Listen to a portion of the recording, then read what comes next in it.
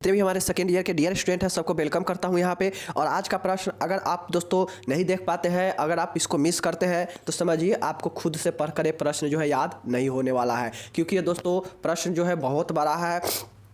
इसको जो है आपको पढ़ना पड़ेगा, देखना पड़ेगा। तो इसके लिए जो है आप वीडियो को एक बार देख लीजिए ताकि आप चीज़ें को समझ जाए, और एक बार जाके जो है rmnursing.blogspot.com पर जाकर पढ़ सकते हैं, जिससे आपको जो भी डाउट होगा क्लियर हो जाएगा। एक बार खुद से भी रीडिंग कर लेंगे तो वहाँ पे PDF भी मिल जाएगा और ये प्रश्न का आंसर कंप्लीट लिखा भी मिल जाएगा। ठीक है, चलिए शुरू करते हैं। देखिए प्रश्न ये आपका MSN 2 से है, MSN 2 से है, तो अब हो सकता है MSN 1 में भी पूछ ले, तो इसके लिए आपको घबराना नहीं है, आंसर सेम हो जाएगा, लिख दीजिएगा। ठीक है, तो फिलहाल हम लोग MSN 2 से देख रहे हैं, चलिए देखते हैं। देखिए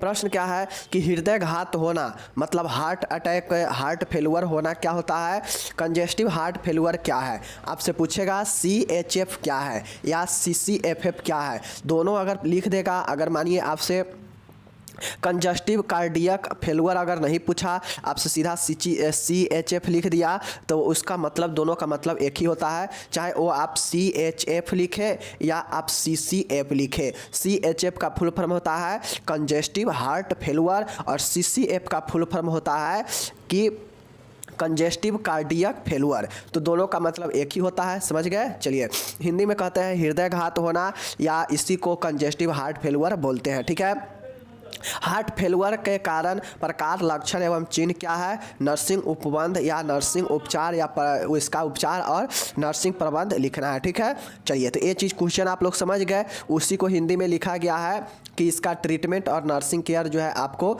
लिखना पड़ेगा। ठीक है, तो यहाँ पे देखिए ठीक है, चलिए इसको डिटेल में हम लोग देखते हैं CHF होता क्या है, और इसी क्वेश्चन को जो है आप लोग देखिए CCF लिखा है ना, कंजेस्टिव कार्डियक फेलुअर, तो दोनों मतलब एक ही होता है। ठीक है, तो आप लोग जो कंफ्यूज नहीं होइएगा, तो दोनों CCF के कारणों की सूची बनाए, मतलब कारण कौन सा होता है, CCF के रोगी का नर्सिंग उपचार और देखभाल बताए। तो दोनों क्वेश्चन का मतलब एक ही होता है, समझ गए ना। चलिए देखते हैं अब इसका आंसर। देखिए क्वेश्चन इसका आंसर क्या होता है आप लोग को मैं यहाँ पे बताता हूँ। देखिए यहाँ पे जो आपका उत्तर है, क्या है उत्तर कि congestive heart failure. Congestive heart failure होता क्या है, देखिए तो ये होता है, यह एक असमान स्थिति होता है, मतलब यह एक एबनॉर्मल, मतलब नॉर्मल से हट के, नॉर्मल होगा तो सही रहेगा, लेकिन यह नॉर्मल से हट के यानी समान से हट के असमान स्थिति होता है, मतलब एबनॉर्मल कंडीशन होता है हार्ट का। ठीक है, जिसमें हृदय पर्याप्त मात्रा में जो है शरीर को रक्त आपूर्ति, ब्लड सप्लाई नहीं कर पाता है, इसे अन्य कई नाम से भी जाना जाता है। देखिए कंजेस्टिव हार्ट फेलुअर होता है, किसी को हार्ट अटैक कब आता है, हार्ट अटैक जब आता है जब तक आपका शरीर के जो हृदय है वो शरीर को ब्लड पंप कर रहा है, ब्लड जो है शरीर को सप्लाई हो रहा है, तब तक सही है। जब हृदय रुक गया मीन्स क्या हो गया, आपका अटैक आ जाता है, मतलब ब्लड का जो सप्लाई है रुक जाता है, और उस कंडीशन में व्यक्ति का जो है वो क्या होता है, अटैक आ जाता है। मतलब जो है आपका पूर्ण रूप से या तो पूर्ण रूप से या आंशिक रूप में जो है ब्लड को शरीर को नहीं मिल पाता है, समझ गए ना। या तो पूर्ण रूप से ही रुक जाता है या थोड़ा थोड़ा मिलता है, जो कि पर्याप्त मात्रा में नहीं मिल पाता है। तो वही चीज़ें हैं कि कार्डियक कंजेस्टिव हार्ट फेलुअर का मतलब होता है कि यह एक असमान स्थिति होता है, या हार्ट अटैक भी यही होता है, हृदयघात, यह एक असमान एबनॉर्मल कंडीशन होता है जिसमें हृदय पर्याप्त मात्रा में शरीर को रक्त पूर्ति मतलब ब्लड सप्लाई नहीं कर पाता है। क्यों नहीं कर पाता है, क्योंकि जो हार्ट होता है वो जो है पर्याप्त मात्रा में ब्लड को पंप नहीं कर पाता है, और जब ब्लड पंप नहीं कर पाएगा हृदय तो क्या होगा, शरीर को ब्लड मिलेगा नहीं, और उस अवस्था में जो है आपका हृदयघात होता है। इससे कई और नाम से भी जो है जाना जाता है, जैसे चलिए नीचे देखते हैं, मतलब कंजेस्टिव हार्ट फेलुअर को कई और नामों से भी जानते हैं। तो चलिए इसको देखते हैं। फिलहाल आप फिगर के माध्यम से यहाँ पे देख लीजिए। देखिए ये है आपका नॉर्मल हार्ट है, ठीक है। उसके बाद एक कंजेस्टिव हार्ट है, मतलब जो फेलुअर वाला हार्ट होता है, तो जो है इस कंडीशन में होता है। आप लोग को फिगर में जो है कुछ चीज़ें जो है आप लोग को यहाँ पे देखते होइएगा, यहाँ पे जो है आप लोग को पता चलता होगा इसमें दोनों में अंतर क्या है, सब चीज़ सेम है, बट जो हमारा जो हमारा लेफ्ट वाला जो वेंट्रिकुलर है, एक जो ब्लड को पंप करता है, इसमें ही क्या है देख सकते हैं, ये जो है ए है नॉर्मल वेंट्रिकुलर चेंबर है, जो कि देख सकते हैं बिल्कुल नॉर्मल है। बट ए वाला देखिए यहाँ पे आपका कि यहाँ पे जो थिकनिंग है, थिकनिंग ऑफ द वेंट्रिकुलर, मतलब जो वेंट्रिकुलर है उसमें मोटापन आ चुका है चेंबर में, और smaller filling capacity and ejection blood, मतलब इसमें जो ब्लड का जो क्षमता होता है रखने का, वो ब्लड का क्षमता जब भी ये क्या होगा मोटा हो जाएगा चेंबर, तो क्या होगा चेंबर मोटा हो जाएगा, मतलब जो ब्लड का कैपेसिटी है कम जाएगा। देखिए ये चेंबर को देखिए, यहाँ पे इतना सारा ब्लड ये रख रहा है, ठीक है, ये वाला है, ठीक है। उसी प्रकार से ये देखिए जब हृदय कंजेस्टिव हो जाता है तो उस कंडीशन में देख रहे हैं ब्लड कितना कम कैपेसिटी में है, इसका आयतन कितना घट चुका है। तो जब ब्लड इसमें कम आएगा तो पंप कम ही ना करेगा, तो ये जो है आपका होता है क्या चीज़, थिकनिंग के कारण होता है, वेंट्रिकुलर के चेंबर में थिकनिंग हो जाता है, और जो है कम मात्रा में जो है एक कैपेसिटी ब्लड का हो पाता है, जो कि नॉर्मल से जो है बहुत कम हो जाता है, जिसके कारण ब्लड शरीर को नहीं मिल पाता है, हार्ट जो है ब्लड को पंप सही से नहीं कर पाता है, या तो थोड़ा थोड़ा पंप करता है, या ऐसा भी कंडीशन होता है कि यह पूर्ण रूप से मोटापन आ जाएगा तो ब्लड यहाँ पे आएगा ही नहीं, जिससे आएगा ही नहीं तो जो है उस कंडीशन में हार्ट अटैक आ जाता है। समझ गए ना। चलिए तो ये हो गया। अब इसके कई अन्य नाम से जानते हैं, तो वो नाम यहाँ पे है, देखिए कार्डियक इनसफिशिएंस। कार्डियक इनसफिशिएंस का मतलब हुआ कि अक्षमता, मतलब इसका जो क्षमता है उसमें कम जाता है। हृदय का हार्ट फेलुअर, हृदय घात हो जाता है, ठीक है, ये हार्ट फेलुअर हो जाता है। उसके बाद है वेंट्रिकुलर फेलुअर, मतलब जो आपका वेंट्रिकुलर जो ब्लड को पंप करता है हृदय का चेंबर वेंट्रिकुलर वाला, ये क्या कर रहेगा, यही फेलुअर हो जाएगा, और यही फेलुअर हो जाएगा तो हार्ट फेलुअर हो गया, कंजेस्टिव हार्ट फेलुअर हो गया। तो इसको इस नाम से भी जानते हैं, कौन कौन से नाम से, कार्डियक इनसफिशिएंस, हार्ट फेलुअर या वेंट्रिकुलर फेलुअर, तो ध्यान रखिएगा, ठीक है। चलिए अब यहाँ पे देखिए कंजेस्टिव कार्डियक फेलुअर का CCF जो है या CHF जो है ये कितने प्रकार से होता है। Congestive cardiac failure, heart failure कितने प्रकार से होता है, टाइप्स ऑफ हार्ट फेलुअर। तो देखिए इसको अलग नाम से ये भी नाम से जानते हैं, CCF नाम से भी जानते हैं। मतलब जो कंजेस्टिव हार्ट फेलुअर है इसको वेंट्रिकुलर फेलुअर भी, हार्ट फेलुअर भी, कार्डियक इनसफिशिएंस भी और कंजेस्टिव हार्ट फेलुअर नाम से भी जानते हैं, ठीक है। इतना आप नाम जान गए हार्ट फेलुअर का।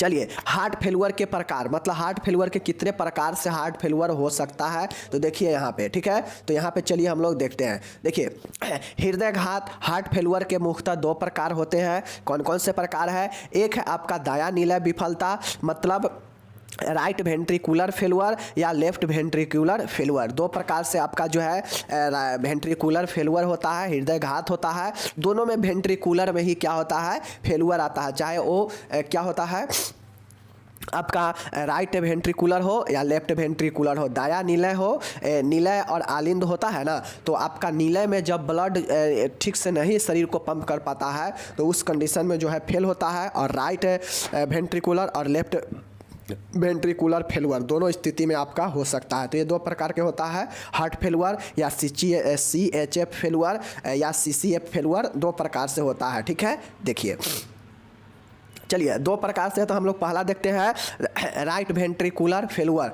दायां निलय विफलता, ठीक है। यह एक हृदय रोग है जिसमें राइट वेंट्रिकुलर द्वारा पल्मोनरी आर्टरी में पर्याप्त रक्त पंप नहीं हो पाता है। देखिए हृदय क्या करता है, हृदय में जो भी रक्त पहुंचता है, तो हार्ट अटैक कब आता है, जब हमारे शरीर को जो ब्लड चाहिए, हार्ट जो है क्या करेगा, ब्लड पंप करना बंद कर देगा या बहुत कम ही मात्रा में करेगा, तो उस स्थिति में हार्ट अटैक आता है। कंप्लीट बंद कर देगा तो व्यक्ति को मृत्यु ही हो जाएगा। बट हार्ट अटैक कब आता है, जब व्यक्ति को बिल्कुल आंशिक, मतलब थोड़ा थोड़ा उसका जो हृदय है शरीर को ब्लड पहुँचा रहा है, पंप कर रहा है, तो उस अवस्था में भी जो है क्या आता है, अटैक आ जाता है। तो ये चीज़ें होता है। तो ये दो प्रकार से होता है, राइट वेंट्रिकुलर फेलुअर और लेफ्ट वेंट्रिकुलर फेलुअर। तो राइट वेंट्रिकुलर फेलुअर क्या होता है मतलब दायां निलय विफलता क्या होता है, तो देखिए नाम से स्पष्ट है कि दायां निलय विफलता, मतलब इसमें जो हृदय का जो दायां निलय है यह एक हृदय रोग होता है। तो नॉर्मल सी चीज़ें हैं कि यह हृदय पढ़ रहा है तो हृदय का ही रोग होगा। तो यह हृदय का रोग होता है जिसमें राइट वेंट्रिकुलर ही पढ़ रहा है, राइट वेंट्रिकुलर फेलुअर ही, तो राइट वेंट्रिकुलर ही फेलुअर हो जाएगा। फेलुअर कब होगा? जब वेंट्रिकुलर जो है राइट वाला पल्मोनरी आर्टरी को जो है पर्याप्त मात्रा में पंप रक्त नहीं कर पाता है। समझ गए? हृदय का ही ना काम है कि ब्लड को पंप करना, तो राइट फेलुअर है तो राइट वाला वेंट्रिकुलर ब्लड को पंप नहीं करेगा। कहाँ नहीं करेगा? पल्मोनरी आर्टरी में नहीं करेगा, जहाँ से शरीर को रक्त पहुँचता है। तो ये चीज़ें हैं, समझ गए? चलिए इसका कारण अब देखिए क्या क्या हो सकता है। कारण क्या होगा? देखिए फेफड़ों में पानी भरना, अगर आपका फेफड़ा में पानी भर जाएगा तो क्या हो जाएगा? वो आयतन फेफड़ा का जो है वो बढ़ जाएगा, जिसके कारण हार्ट पर भी प्रेशर पड़ेगा, जिसके कारण जो पंपिंग है वो रुक जाएगा। तो ये फेफड़ा में पानी भरना, प्लूरल इफ्यूजन भी हो सकता है। उसके बाद है पल्मोनरी आर्टरी का सिकुड़ना।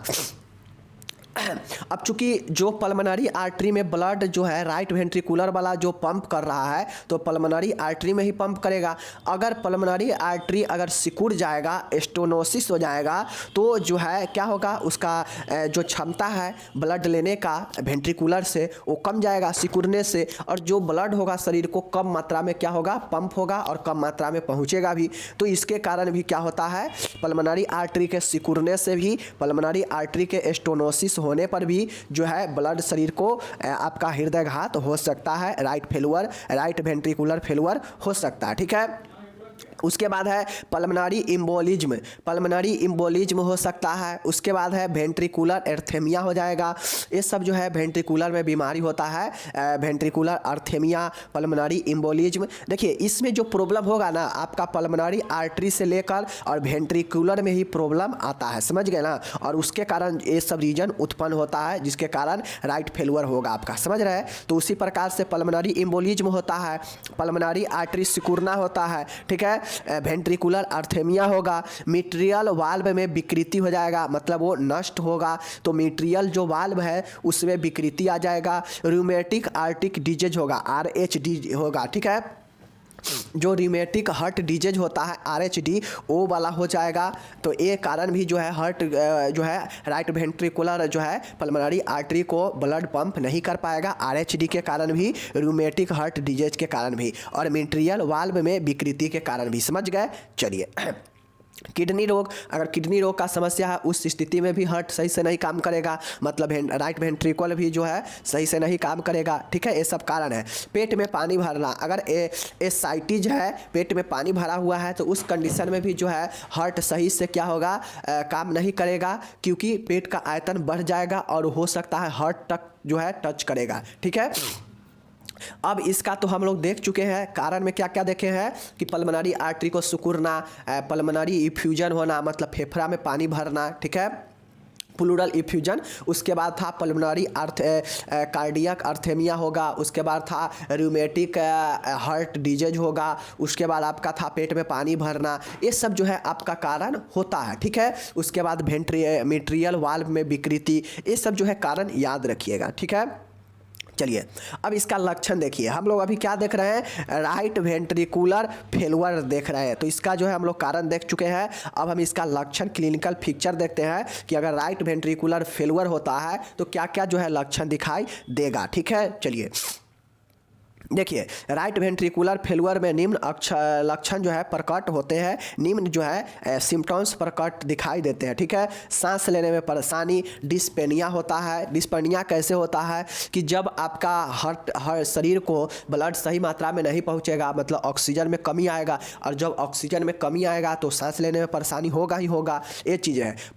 पल्मोनरी आर्टरी में आवाज़ आना, चूँकि पल्मोनरी आर्टरी सिकुड़ जाएगा तो जब ब्लड पंप करेगा तो उसको तो एक आयतन चाहिए ना, एक सही जगह चाहिए। तो जो है इसमें से आवाज़ आएगा पल्मोनरी आर्टरी से, पल्मोनरी क्रैकल्स की तरह जो है आवाज़ आएगा। समझ गए?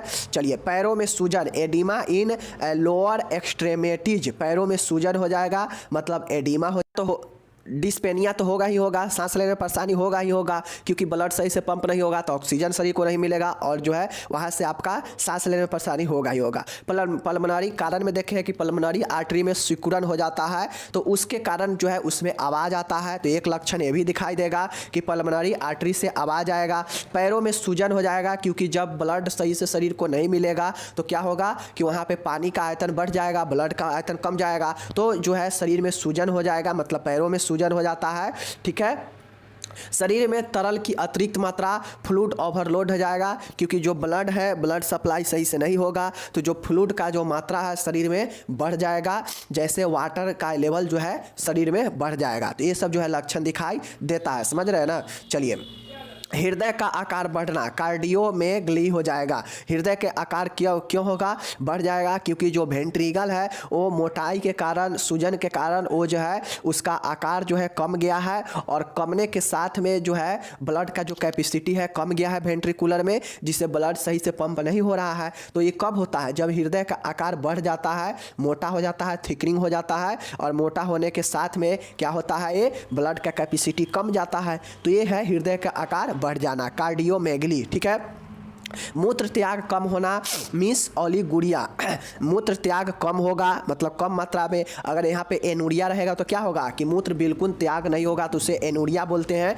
जबकि ओलिगुरिया में मूत्र का त्याग कम होता है। ठीक है, भूख नहीं लगेगा, एनोरेक्सिया होगा। ठीक है, तो ये सब जो है आपका लक्षण दिखाई देता है। अत्यधिक बेचैनी होगा, क्योंकि आपको ब्लड मिलेगा नहीं, सांस फूलेगा, दम फूलेगा, तो जो है बेचैनी होगा ही होगा। ठीक है, शरीर में ऑक्सीजन का कमी आएगा, हाइपोक्सिया हो जाएगा, नाड़ी दर्द तेज हो जाएगा, क्योंकि आपको ब्लड लेना है जिससे ऑक्सीजन कम हो जाएगा, तो जो है आपका नाड़ी दर्द तेज हो जाएगा। ठीक है, छोटी छोटी तेज सांसें चलेगा, जो आपका सांसें हो जाएगा छोटा हो जाएगा, और जो है तेज सांसें उत्पन्न होने लगेगा। तो ये जो है आपका शॉर्टनेस ऑफ ब्रेथ हो जाता है। तो ये सब लक्षण दिखाई देता है। क्या क्या लक्षण दिखाई देता है कि सांस में प्रॉब्लम, पैर में मोटा हो जाना, पल्मोनरी आर्टरी से आवाज़ आना, उसके बाद होता है सांस फूलना, हृदय का आकार बढ़ जाना, उसके बाद आपका था नाड़ी दर्द तेज हो जाना, छोटी छोटी और तेज सांस चलने लगेगा। तो जो है विभिन्न प्रकार के लक्षण दिखाई देता है। शरीर में ऑक्सीजन का कमी हो जाएगा, बेचैनी होने लगेगा, उसके बाद भूख नहीं लगेगा, मूत्र त्याग कम हो जाएगा, हृदय का आकार बढ़ जाएगा। ये सब लक्षण होता है राइट वेंट्रिकुलर फेल्यूर में। ठीक है, शरीर में तरल की मात्रा अधिक हो जाएगा, पल्मोनरी सांस लेने में परेशानी आ जाएगा। तो ये सब जो चीज़ें आपको दिखाई देता है राइट वेंट्रिकुलर फेल्यूर में, समझ गए। चलिए, अब हम लोग चलते हैं, राइट वेंट्रिकुलर से लक्षण कारण देख ही लिए, तो अब हम लोग चलते हैं बाएं निलय के विफलता में, लेफ्ट वेंट्रिकुलर फेल्यूर में। चूँकि हम लोग ऊपर देखे हैं कि ये जो हृदय घात है, CHF है या CCF है, यह जो है दो प्रकार से होता है, राइट वेंट्रिकुलर फेल्यूर और लेफ्ट वेंट्रिकुलर फेल्यूर। तो ये हृदय घात दो प्रकार से होता है। तो जो इसको जो है हम लोग यहाँ पे लेफ्ट वेंट्रिकुलर फेल्यूर अब देख रहे हैं, चूँकि हम लोग राइट वेंट्रिकुलर फेल्यूर देख लिए हैं अभी। तो चलिए अब हम लोग लेफ्ट वेंट्रिकुलर फेल्यूर मीन्स बायां निलय विफलता देखते हैं, समझ गए। चलिए देखिए, एक असमान स्थिति है, यह भी एक हृदय रोग ही है, यह भी एक असमान स्थिति ही होगा। ठीक है, जिसमें हृदय में जो है बायां वेंट्रिकल आर्टोरा में रक्त पंप करने में आंशिक या पूर्ण असफल रहता है। इसमें शरीर में परिसंचरण जो है कम हो जाता है। ठीक है, देखिए लेफ्ट भी वही काम करता है और राइट भी वही करता है। लेफ्ट भी जो है ब्लड को क्या करता है, पंप करता है, कहाँ पे, आर्टोरा में। जबकि हम लोग आर्टोरा में, जबकि हम लोग ऊपर क्या देखे हैं कि जो राइट वेंट्रिकुलर है वो कहाँ ब्लड को पंप करता है, वो पल्मोनरी आर्टरी में करता है। ठीक है, जबकि अब लोग लेफ्ट वाला में, आपको सिर्फ कॉमन चीज़ें क्या याद रखना है कि लेफ्ट जब आपका फेल्यूर होगा लेफ्ट वेंट्रिकल, तो ये लेफ्ट वाला जो है आर्टोरा में ब्लड को आंशिक रूप से या पूर्णतः जो है असफलता हो जाता है पंप करने में। जबकि जो राइट फेल्यूर था वो है पल्मोनरी आर्टरी में जो है आंशिक या पूर्ण रूप से असफल हो जाता है ब्लड को पंप करने में। तो बस अंतर क्या है कि लेफ्ट वाला में आर्टोरा में पंप करता है, और जबकि राइट वाला जो है पल्मोनरी आर्टरी में जो है आपका पंप करता है। ठीक है, समझ गए। चलिए, ये हो गया जिसमें शरीर में परिसंचरण कम हो जाता है, वही जो है ब्लड कम हो जाता है शरीर में। तो ये चीज़ें समझ गए, लेफ्ट वेंट्रिकुलर फेल्यूर भी। चलिए अब इसका कॉज देखिए, कारण क्या क्या होता है। जिस प्रकार से हम लोग लेफ्ट वेंट्रिकुलर फेल्यूर में देखे हैं कारण लक्षण, उसी प्रकार से लेफ्ट वेंट्रिकुलर फेलुअर में भी हम लोग कारण लक्षण देखेंगे। ठीक है, चलिए कारण क्या है? कारण ये होता है कि कोरोनरी आर्टरी डिजीज होता है। चूँकि वहाँ पे क्या हो रहा था हम लोग को रूमेटिक हार्ट डिजीज हो रहा था राइट वाला में, तो यहाँ पे लेफ्ट वाला में क्या है आपका कोरोनरी आर्टरी डिजीज हो रहा है। वहाँ पे पल्मोनरी आर्टरी डिजीज हो रहा था, तो यहाँ पे कोरोनरी आर्टरी डिजीज हो रहा है। समझ रहे हैं ना? चलिए, तो ये चीज़ें याद रखिएगा दोनों में अंतर, कि ये कोरोनरी आर्टरी डिजीज था लेफ्ट वाला होगा, और राइट वाला जो है रूमेटिक हार्ट डिजीज या पल्मोनरी आर्टरी डिजीज था। समझ गए? चलिए, हृदय देखिए, उसके बाद है हृदय की पेशियों में विकार होना, कार्डियो मायोपैथी, मतलब हृदय का जो पेशी है संकुच जो मस्कुलर है, चूँकि हम लोग जानते हैं हार्ट जो है बिल्कुल मांसपेशी का ही बना होता है, तो उस हृदय के जो मांसपेशी जो बना है उसमें समस्या होगा, विकार उत्पन्न होगा। ठीक है, रक्तचाप बढ़ेगा। देखिए, कारण याद रखिएगा, कारण अगर याद नहीं रखिएगा तो जो है आपको दिक्कत होगा, क्योंकि राइट वाला वेंट्रिकुलर में कुछ और कारण है और यहाँ पे कुछ और कारण है। ठीक है, जैसे यहाँ पे कारण है कोरोनरी आर्टरी डिजीज, हृदय पेशियों में विकार होना, रक्तचाप बढ़ना मतलब ब्लड प्रेशर बढ़ना। ठीक है, उसके बाद है रक्त वाहिनियों की भित्ति में लवण एवं वसा का जमाव होना, मतलब देखिए यहाँ पे अथेरोस्क्लेरोसिस रक्त वाहिनियों में जो है लवण और जो है वसा का जमाव होना। ये भी एक क्वेश्चन बनता है कि अथेरोस्क्लेरोसिस होता क्या है। ठीक है, तो इसको हम लोग कभी देखेंगे। फिलहाल समझिए कि अथेरोस्क्लेरोसिस मतलब जो रक्त वाहिनी है उसके भित्ति में वसा और लवण जम जाता है, जिसके कारण लेफ्ट वेंट्रिकुलर होता है, या कोरोनरी आर्टरी के डिजीज के कारण होता है, या रक्तचाप बढ़ने के कारण होता है। ठीक है, धमनियों की दीवार कठोर होना आर्टेरियोस्क्लेरोसिस होता है। समझ गए ना? अथेरोस्क्लेरोसिस होगा और आर्टेरियोस्क्लेरोसिस होगा। अथेरियोस्क्लेरोसिस में होता है कि जो रक्त वाहिनी है उसके वाहिनी में जो है लवण और वसा का जमाव हो जाता है। ठीक है, उसके बाद है धमनियों की दीवार का कठोर होना, ये कठोर हो जाता है। ठीक है, जिसको आर्टेरियोस्क्लेरोसिस बोलते हैं। ठीक है, समझ गए? चलिए, ये सब कारण है आपका। उसके बाद है कि मायोकार्डियल इन्फारक्शन, क्या चीज़? लेफ्ट वेंट्रिकुलर फेलुअर का कारण क्या है कि मायोकार्डियल इन्फारक्शन। समझ गए? चलिए, एनीमिया रक्त का कमी, स्ट्रोक मतलब आघात लगना, तो ये सब जो है आपका लक्षण कारण होता है किसी भी पेशेंट के लेफ्ट वेंट्रिकुलर फेलुअर में। समझ गए? तो दोनों प्रकार के जो है हम लोग देख चुके हैं, उसका कारण भी देख चुके हैं। इसमें कारण क्या था आपका? तो इसमें कारण था कि जो आपका कोरोनरी आर्टरी डिजीज होगा, रक्तचाप बढ़ जाएगा, उसके बाद है मायोकार्डियल इन्फेक्शन, रक्ताल्पता, आघात, ये सब जो है आपका कारण बनता है किसका? समझ गए? धमनियों का दीवार का कठोर होना आर्टेरियोस्क्लेरोसिस होता है। उसके बाद अथेरियोस्क्लेरोसिस मतलब लवण का जम जाना, धमनियों के दीवार में वसा और लवण का जम जाना। समझ गए? तो ये चीज़ें समझ गए? चलिए, ये हो गया आपका, यहाँ पे कारण देख लिए। चलिए, अब हम लोग देखते हैं लक्षण, क्लिनिकल फीचर। अब इसका भी लक्षण देखेंगे, उसका भी लक्षण देखे थे, तो इसका भी लक्षण देखते हैं कि अगर लेफ्ट वेंट्रिकुलर होता है तो क्या क्या लक्षण होगा। ठीक है, देखिए, तो हाइपर टेंशन होगा, उच्च रक्तचाप होने लगेगा, कारण भी होगा, और जो है यहाँ पे जो है कारण भी होगा इसका, देख सकते हैं उच्च रक्तचाप, पाल्पिटेशन मतलब स्पंदन, जो स्पंदन है उसमें प्रॉब्लम आ जाएगा, पाल्पिटेशन होगा। ठीक है, उसके बाद देखिए आपका कि सांस लेने में परेशानी, डिस्पेनिया हो जाएगा, वहाँ भी सांस लेने में प्रॉब्लम था और यहाँ भी सांस लेने में प्रॉब्लम है। शरीर में ऑक्सीजन का कमी हो जाएगा, जिसके कारण शरीर नीलापन आने लगेगा, जिसे साइनोसिस बोलते हैं। ठीक है, समझ गए? चलिए, नेक्स्ट आपका हल्का सिर दर्द होगा, हेडेक होगा, सीने में दर्द होगा, चेस्ट पेन होगा, क्योंकि जो आपका हृदय का है, हृदय का जो है आकार बढ़ जाएगा, तो जिसके कारण होगा ही होगा। अत्यधिक पसीना आएगा, डिस्फोरेसिस होगा, नाड़ी दर्द तेज हो जाएगा, टेकीकार्डिया। तो देखिए, लक्षण में जो है आपका दोनों तो वेंट्रिकुलर फेलुअर ही है ना, तो लक्षण में लगभग एक दूसरे से कॉमन बहुत सारे चीज़ें आपको मिल जाएगा। ठीक है, तो इसको देख लीजिएगा। समझ गए? रात्रि के समय अत्यधिक मूत्र आना, मतलब रात के समय में नॉक्टीरिया होगा कि रात्रि के समय जो है मूत्र अधिक त्याग होगा। समझ गए? चलिए, ये आपका लक्षण समाप्त होता है। दोनों टाइप्स को हम लोग पढ़ लिए। अब हम लोग चलते हैं कि अगर किसी को इस प्रकार के अगर फेलुअर होता है, हार्ट फेलुअर या हृदयघात, तो उसका क्या क्या निदान है, किसका डायग्नोसिस क्या क्या है। समझ गए? चलिए देखिए, हिस्ट्री कलेक्शन सबसे पहले है उसका इतिवृत्ति इतिहास लेंगे, लक्षणों की उपस्थिति के जांच करेंगे, जैसे कोरोनरी आर्टरी डिजीज है या पल्मोनरी आर्टरी डिजीज है, उच्च रक्तचाप है या क्या है, सिर दर्द कर रहा है या धमनी का संकुचन है या आपका जो धमनी है उस कठोर हो चुका है या जो रक्त का वाहिका है उसमें लवण या वसा जम गया है, तो ये सब का जो है आपको क्या किया जाता है, लक्षण का जांच किया जाता है। समझ गए? चलिए, हृदय में दर्द है तो उसका भी होता है, तो ये सब चीज़ों का जांच किया जाता है। ब्लड इन्वेस्टिगेशन होता है, ब्लड का जांच किया जाता है। ईसीजी होता है, इलेक्ट्रोकार्डियोग्राफ होता है, E for electro, C for cardio और जी फॉर ग्राफ। ईसीजी होता है चेस्ट के लिए, ठीक है। उसके बाद है इकोकार्डियोग्राफ होता है, इको होता है, इको टेस्ट होता है, इकोकार्डियोग्राफ होता है, ईसीजी भी होता है, कोरोनरी एंजियोग्राफी होता है।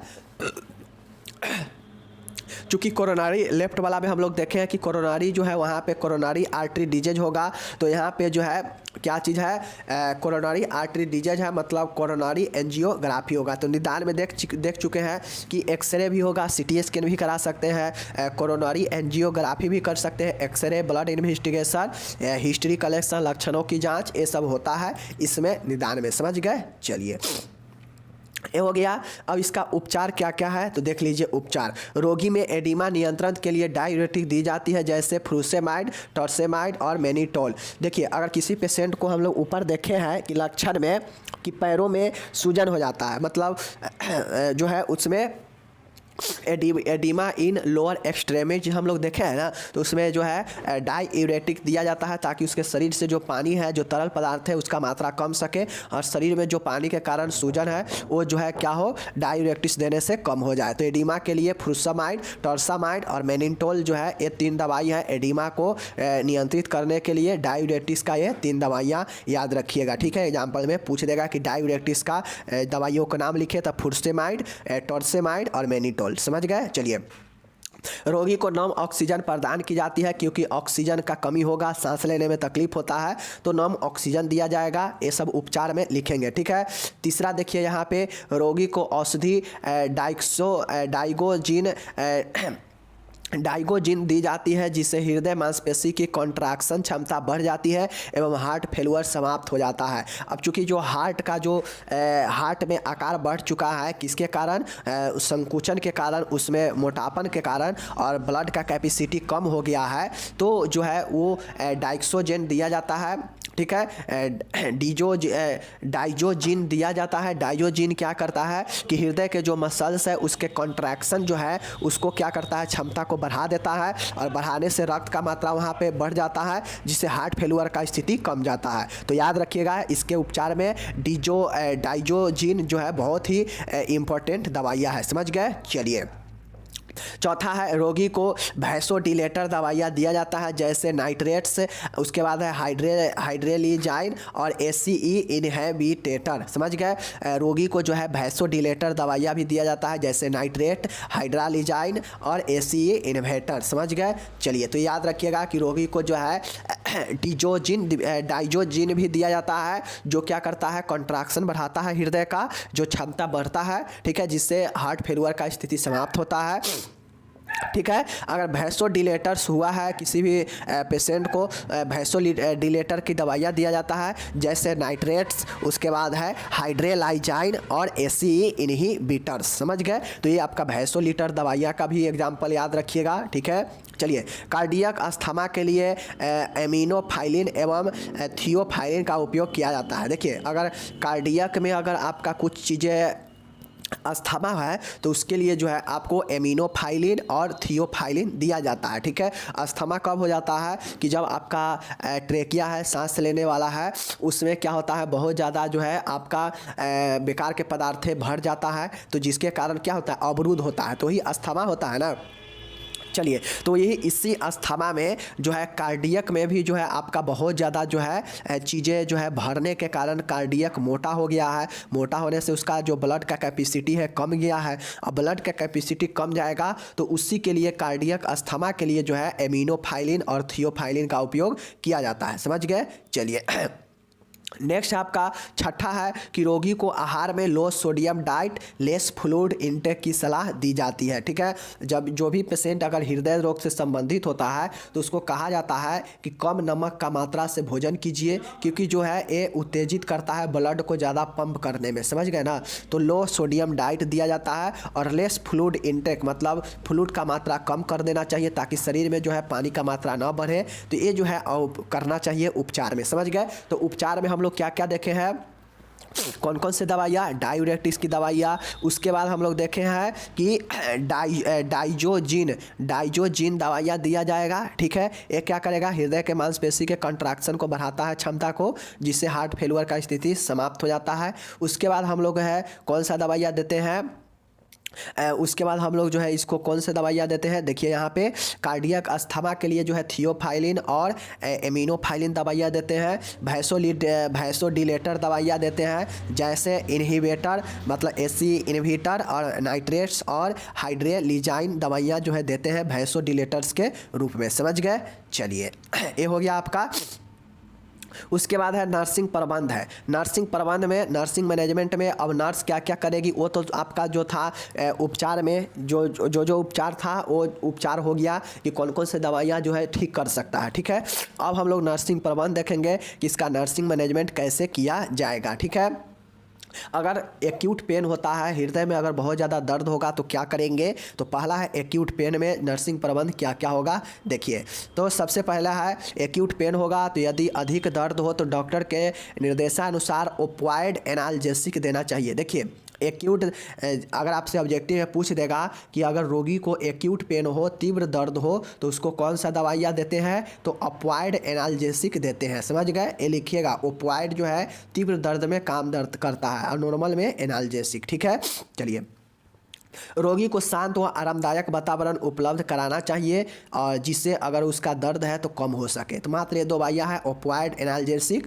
और शांत वातावरण, जिससे एक्यूट पेन कम हो सके। ये नर्सिंग मैनेजमेंट में लिखेंगे। ठीक है, दूसरा पॉइंट है ऑक्सीजन में कमी। अगर ऑक्सीजन में कमी होगा तो क्या क्या जो है नर्स मैनेजमेंट करेगी, प्रबंध करेगी। तो देखिए ऑक्सीजन में कमी होगा तो जो है रोगी को सेमी फाउलर स्थिति प्रदान करेंगे। जैसा कि हम लोग जानते हैं कि हृदय रोगी होता है, उसको ऑक्सीजन में अगर प्रॉब्लम हो रहा है सांस लेने में तो उसको फाउलर पोजीशन में रखते हैं। तो उसी प्रकार से सेमी फाउलर पोजीशन में रखेंगे ताकि व्यक्ति को जो है ऑक्सीजन मिल सके, सांस ले सके। ठीक है, रोगी को SpO2 स्तर चेक करना चाहिए, जिसकी चार्ट भी तैयार करनी चाहिए। SpO2 स्तर तैयार करें कि व्यक्ति जो है ऑक्सीजन कितना जो है ले रहा है और कितना जो है वो छोड़ रहा है। समझ गए? चलिए नेक्स्ट है रोगी को आवश्यकता अनुसार नॉर्म ऑक्सीजन प्रदान करना चाहिए अगर वो श्वसन करने में उससे जो है कष्ट हो रहा हो। ठीक है, ऑक्सीजन नहीं मिल रहा हो तो रोगी में साइनोसिस के लिए होठ, जीभ, नाखून व त्वचा को चेक करना चाहिए। शरीर नीलापन अगर पड़ रहा हो तो उसके लिए होठ, जीभ, नाखून व त्वचा को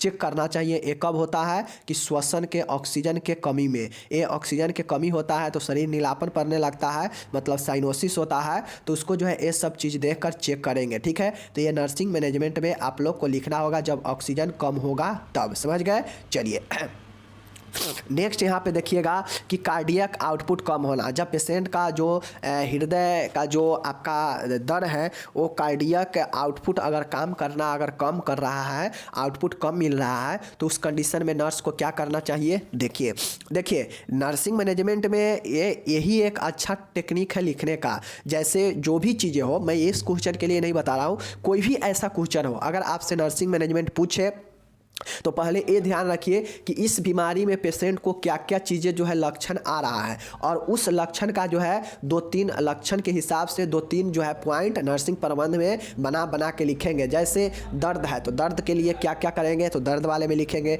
अगला पॉइंट बनाएंगे कि अगर पेशेंट को जो है बुखार है तो बुखार में क्या क्या करेंगे, तो बुखार में लिखेंगे कि शरीर का तापमान कम हो रहा है पेशेंट को तो तापमान के लिए क्या करेंगे। लिखेंगे अगर पेशेंट जो है पेशेंट को जो है कमजोरी आ रहा है तो उस कंडीशन में पोषण तैयार के लिए पोषण में क्या क्या देंगे। तो ये पॉइंट बाय पॉइंट ही जो है सबसे अच्छा तरीका होता है लिखने का, जो यहाँ पे हृदय वाले पेशेंट को जो जो चीज़ें होता है तो यहाँ पे लिखा गया है पॉइंट बाय पॉइंट। जैसे ऊपर में था क्या चीज़ कि एक्यूट पेन, मतलब अगर तीव्र दर्द होगा चेस्ट में तो क्या करेंगे, तो वो था वहाँ पे।